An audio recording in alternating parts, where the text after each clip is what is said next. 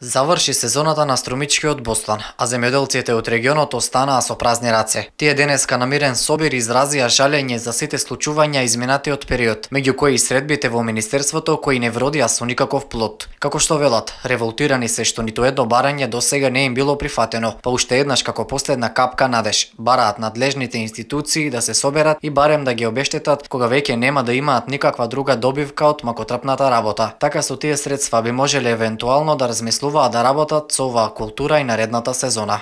Ние имаме трошок, 1 декар бустан имаме трошок околу 12.000 денара.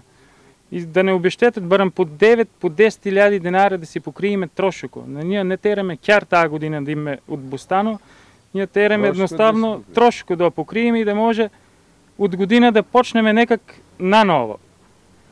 Затоа ние уште еднаш имаме апел, нека си седне това Министерство за земјоделие, нека дојде тука да виде кои проблеми ги имаме и да најдеме едно заедничко решение.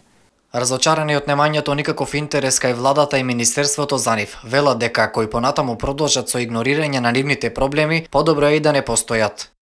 И на тие наши барања, ако не ни одговори министерот, ние имаме и еден друг предлог до собранието, поарното да го укинат това Министерство за земјоделие, това Министерство за земјоделие, ако не работи у полза на земјоделците, едноставно нема потреба и да постои. Само не функционира уопште. Това е трошок на државата. Ако нема заедничко решение, уопште не треба ни да постоат.